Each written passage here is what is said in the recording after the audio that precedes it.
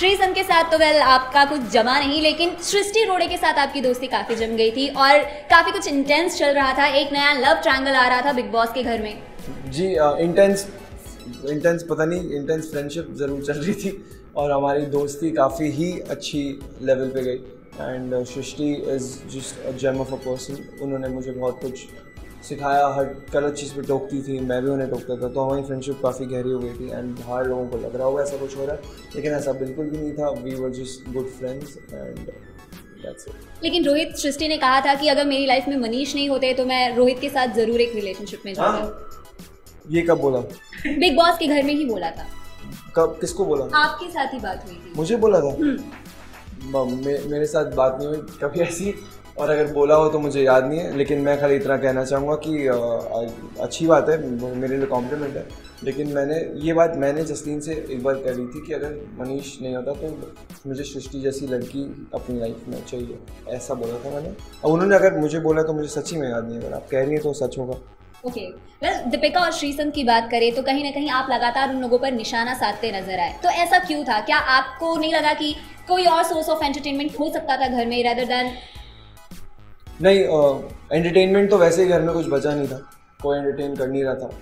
और ये बात सलमान भाई ने मेरी वीकेंड पे कहा था कि सब ऐसा लग रहा है सो रहे हैं घर में, ऑडियंस भी पसंद नहीं कर रही है किसी को भी, और ऐसा सलमान सर ने कहा था। एंड सब ने अग्री भी किया था क्योंकि एंटरटेनमेंट फैक्टर बिल्कुल ज़ीरो हो चुका था, सिर्फ लड़ाई हो रही थी घर में। एंड अब दीपिका जी और श्री के साथ खेलना या लड़ाई करना बिल्कुल एंटरटेनिंग नहीं होगा, किसी को भी मज़ा नहीं आता, लड़ाई होती है, लोगों को फ़न भी चाहिए।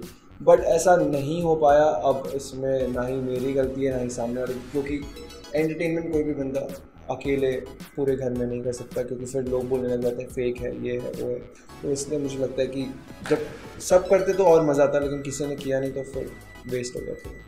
रोहित, जब एक समय आप घर में गए तो काफ़ी आपको इंपॉर्टेंस दी गई, काफ़ी आपको अटेंशन मिला लड़कियों का घर के, लेकिन बाद में आपकी लड़ाइयों की वजह से कहीं ना कहीं कई सारे दुश्मन भी बन गए आपके।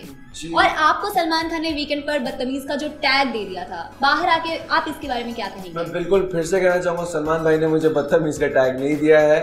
उन्होंने कहा था कि जिस तरह से आप बात करते हो उस पर काम कीजिए प्लीज़, वो बहुत ज़रूरी है, आपको आगे फ़ायदा होगा इससे। बदतमीज़ का टैग मुझे मेगा जी ने कहा था, जिन्होंने खुद मुझे गाली दी थी। टैग भी उन्होंने मुझे चिपका दिया।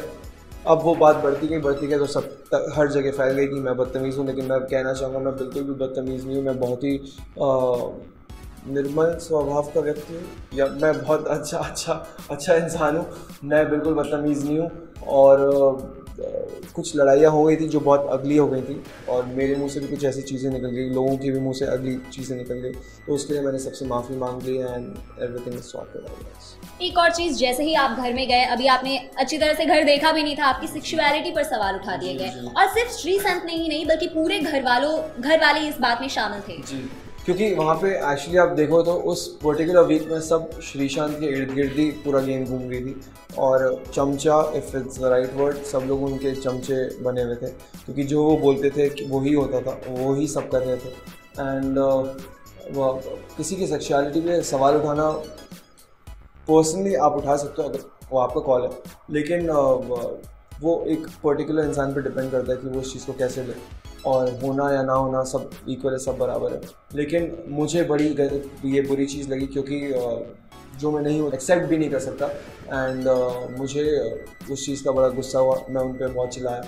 तो जैसे मुझे अपना गुस्सा जाहिर करना था मैंने कर दिया, और उसके बाद उन्होंने मुझे सॉरी भी बोला। तो जसलीन पर भी आपने कई सारे कमेंट्स किए थे जो कि आपके अगेंस्ट में गए, तो उस पर आपका क्या कहना है? चाहे ज़्यादा खाने को लेकर हो, चाहे फिर मेकअप को लेकर हो। अब जहाँ ज़्यादा खाने की बात आती है तो खाता मैं भी था, लेकिन पूरे घर ने हाथ उठाया था वीकेंड के वार पे कि जसलीन है जो सबसे ज़्यादा खाती हैं, तो इसमें मेरा अकेले का कॉल नहीं था, इस पूरे घर वालों का कॉल।